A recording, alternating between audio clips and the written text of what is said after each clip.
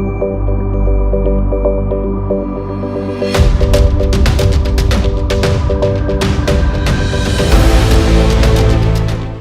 आप देख रहे हैं द एंगल और मैं हूं आपके साथ रिंकू शर्मा। सबसे पहले नजर डालेंगे इस वक्त की सुर्खियों पर।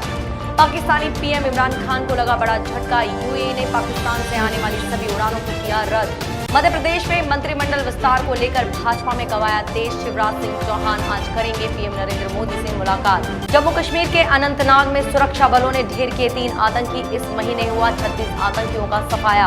और पेट्रोल डीजल की बढ़ती कीमतों को लेकर सियासत तेज। कांग्रेस का देश भर में प्रदर्शन।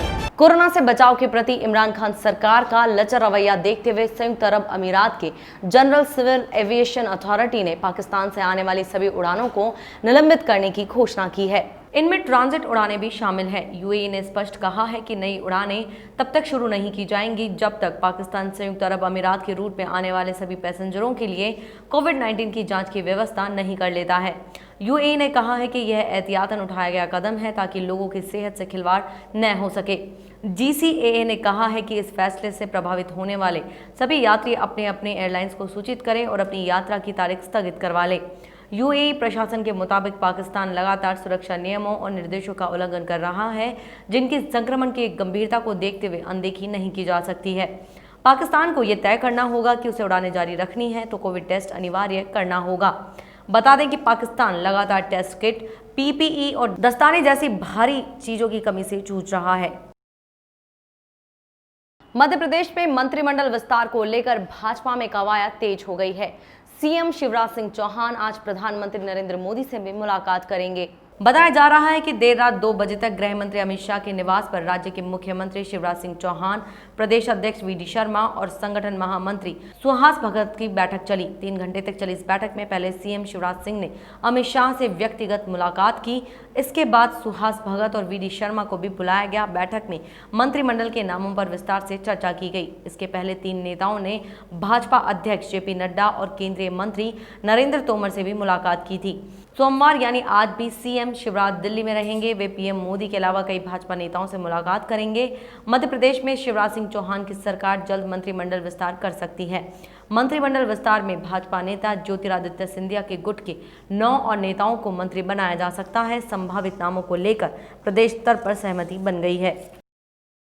भारत और चीन सीमा पर तनाव कम होने का नाम नहीं ले रहा है। इसी बीच जानकारी मिली है कि दोनों देश भारत चीन सीमा पर मामलों पर वर्किंग मैकेनिज्म फॉर कंसल्टेंसी और कोऑर्डिनेशन की मदद से कूटनीतिक संवाद करना चाहते हैं, जिससे पूर्वी लद्दाख के तनाव को कम किया जा सके, साथ ही वर्तमान परिस्थिति के लिए जिम्मेदार मतभेदों पर चर्चा की जा सके। सूत्रों ने इस बात की जानकारी दी है।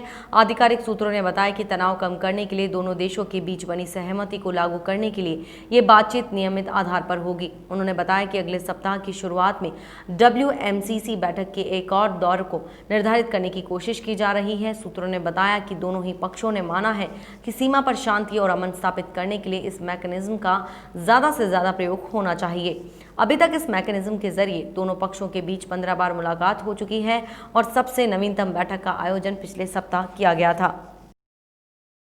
दक्षिण कश्मीर के अनंतनाग के रूनीपोरा इलाके में सुरक्षा बलों और आतंकियों की मुठभेड़ में 3 आतंकी मारे गए हैं।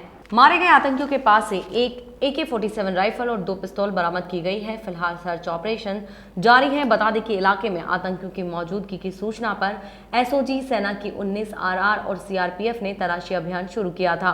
इस दौरान खुद को घिरा देख आतंकियों ने सुरक्षा बलों की संयुक्त टीम पर फायरिंग करनी शुरू कर दी। इसके बाद सुरक्षा बलों ने मोर्चा संभाला और कई घंटे चली मुठभेड़ में 3 आतंकियों को मार गिराया। मारे गए आतंकियों की पहचान अभी नहीं हो पाई है। इलाके में तलाशी अभियान चलाया जा रहा है। बता दें कि दक्षिण कश्मीर में इस महीने 13वीं मुठभेड़ हुई है, जिसमें 36 आतंकियों का सफाया हुआ है। एक दिन की राहत के बाद एक बार फिर पेट्रोल डीजल के दामों में बढ़ोतरी हुई है। पेट्रोल पर 5 पैसे और डीजल 13 पैसे महंगा हुआ है। दिल्ली में पेट्रोल की कीमत अब 80.43 और डीजल के दाम 80.53 रुपए हो गई है।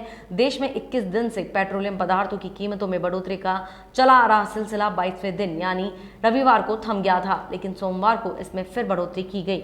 वहीं बड़ी कीमतों को लेकर राजनीतिक दलों व लोगों ने विरोध भी जताया। देश में पेट्रोल डीजल के बढ़ते दामों के खिलाफ कांग्रेस देश भर में विरोध प्रदर्शन कर रही है। कांग्रेस कार्यकर्ताओं ने दिल्ली, कर्नाटक में तेल के बढ़ते दामों के खिलाफ प्रदर्शन किया। दिल्ली में IP कॉलेज के सामने प्रदर्शन कर रहे रहे कार्यकर्ताओं को पुलिस ने रोका। राजस्थान की राजधानी जयपुर में बनी पार्क स्थित यूथ कांग्रेस कार्यालय के बाहर कांग्रेस ने पेट्रोल डीजल की बढ़ती कीमतों पर केंद्र सरकार के खिलाफ प्रदर्शन किया। बंदरगाहों पर अटके चीनी कंसाइनमेंट को लेकर परिवहन और एमएसएमई मंत्री नितिन गडकरी ने वित्त मंत्री निर्मला सीतारमण और उद्योग मंत्री पीयूष गोयल को चिट्ठी लिखी है। चिट्ठी के जरिए गडकरी ने कहा कि कंसाइनमेंट रुकने से भारतीय व्यापार को नुकसान हो रहा है। गडकरी ने पोर्ट पर अटके कंसाइनमेंट को जल्द से जल्द क्लियर करने का आग्रह किया है। उन्होंने तर्क देते हुए कहा कि ये शिपमेंट उद्योगपतियों द्वारा किए गए भुगतान के आधार पर भारतीय तटों पर पहुंच गए हैं। उन्होंने बताया कि इन आयातित सामानों की निकासी में हो रही देरी से भारतीय व्यापारी आहत होंगे, न कि चीन। गडकरी ने कहा, हमारा ध्यान आयात को कम करने पर है और ऐसा करने के लिए हम आयात शुल्क बढ़ा सकते हैं, लेकिन पहले से ही आयातित वस्तुओं को रोक कर रखने से हमारे व्यापारियों को बहुत बड़ा नुकसान होगा।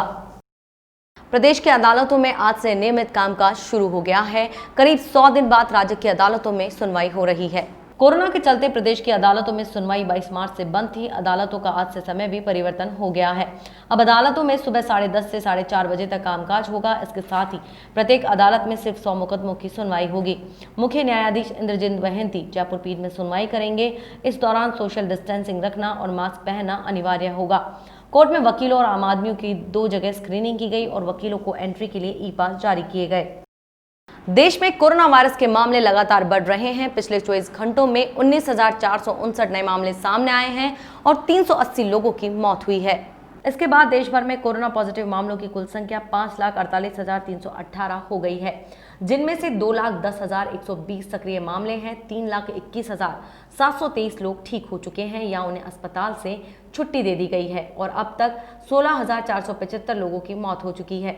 वहीं बात करें राजस्थान की, तो आज प्रदेश में 121 नए केस सामने आए, जिनमें जयपुर में 13, भरतपुर में 18, बाड़मेर में 14, बीकानेर में 9, कोटा में 16, नागौर में 12, सिरोही में 11, उदयपुर में 10, अजमेर और झुंझुनू राजसमंद में 3-3, चित्तौड़गढ़ और जैसलमेर में 1-1, चूरू में 2 कोरोना पॉजिटिव केस पाए गए। कुल पॉजिटिव केसों की संख्या 17,392 पहुंच गई है और 3 लोगों की मौत हो गई है। इसी के साथ मरने वालों की संख्या 402 हो गई है।